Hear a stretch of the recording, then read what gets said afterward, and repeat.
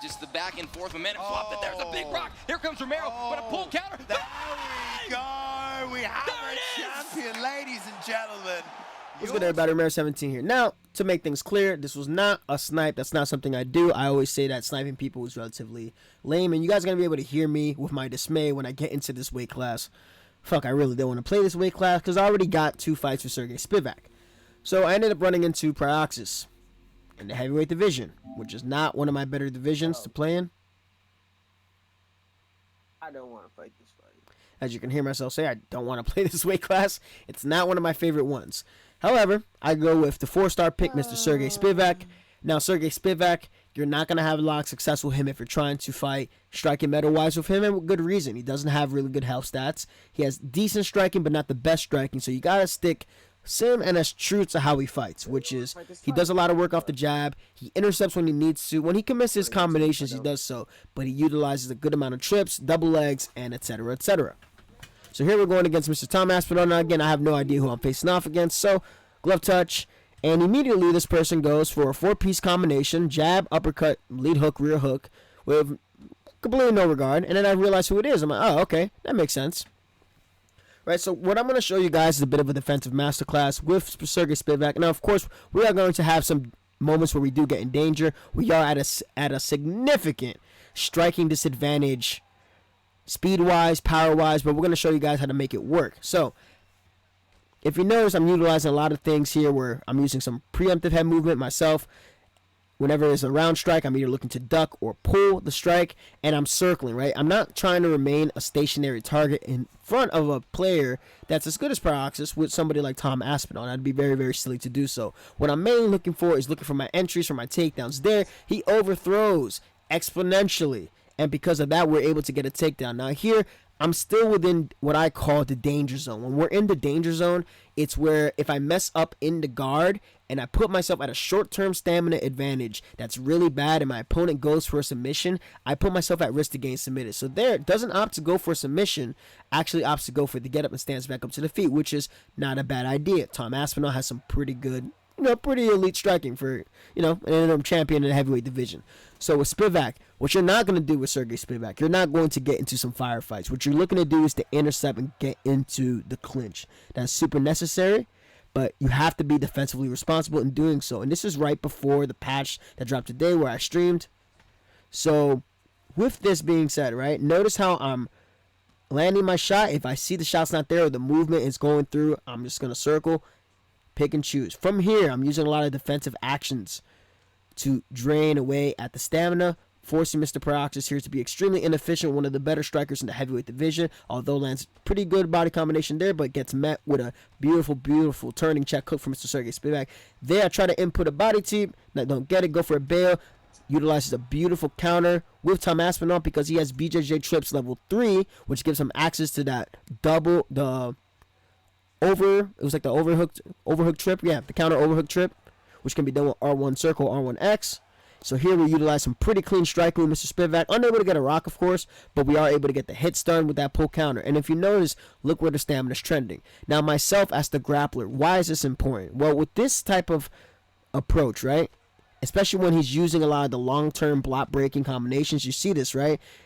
Long-term block-breaking combinations, lots of 1-2-3s, 1-2s. He's looking to break my block and then having one clean shot break through. Mine's a hypocrites.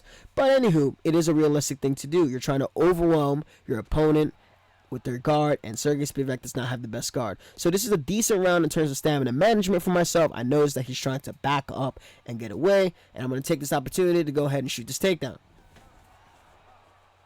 We get the takedown. Now, I know I did a pretty good job with some of my counters, but I always like to assume I lost the first round, if the first round's pretty tight, especially when a cut opens up. Now, the game's telling me you have submissions. Nigga, I know. And we're going to find a way to get there. Now, with the submissions, the beautiful part about that first round, I have a pretty significant long-term stamina advantage. And yes, I was not going to touch his glove after I realized it was him. So, with this long-term stamina advantage, it's going to make it significantly easier for me, for somebody who has, I think, what is it, 96 or 97 sub offense, something like that, with high-level choke subs, to get those submissions. It's going to make it significantly easier. Now, the hardest part is going to be the entry. So, shooting is going to be very difficult. I try to shoot in here, and there he gets the early denial. And I've had a little bit of a suspicion. There he actually also gets the clinch break knee. For some reason, that ends up working like the clinch break uppercut, which is not supposed to. That's not supposed to happen. For some reason, that ended up happening. I wonder how. But I've noticed with that early denial. Now, when UFC 4 dropped, that turning takedowns are not supposed to be able to get pre-denied. You're supposed to deny it on reaction. So I noted that. I'm like, he denied that one, but he couldn't deny the one at the end of the round. Noted. I'm going to go the other direction, which is easier. Now, if it's not, now there we notice that he's going to try to pull counter, and we hook, and we evade the hook. But I notice, I'm like, all right, if I shoot this takedown, if he denies it, fuck. But if he doesn't deny it, cool. Because it's going to confirm that he's trying to pre-deny and take advantage of something that's not working the way that it's supposed to. So here we're going to initiate a low single just to kind of get the threat of the takedown, because that is necessary for grapplers to do. We initiate a grappling pace to make our opponent forced to defend those shots. And if they don't punish you accordingly, then that's on them. So here, hanging here, doing a good job with the jab on the back foot. Notice after I kind of land some clean shots, I kind of lay off, because I know I don't want to be in a firefight with Tom Aspinall. Feint the kitchen sink hook a bit. Notice that he's starting to throw back. I'm going to look to spot an opportunity to get a takedown very, very, very soon. Keeps preemptively moving his head all over the place. There, overthrows. And then from here, we're able to get to feet on hips. And part of what made that easier was because he threw a 3-4-piece combination, which taxes short-term stamina. Now from here, we're going to go directly into the rear naked choke, which is surprising because that animation is super, super slow, and we didn't have grapple advantage to do so. Here, he uses a fake, so right there, he could have just continued to drain the stamina using R1. Opts not to do so.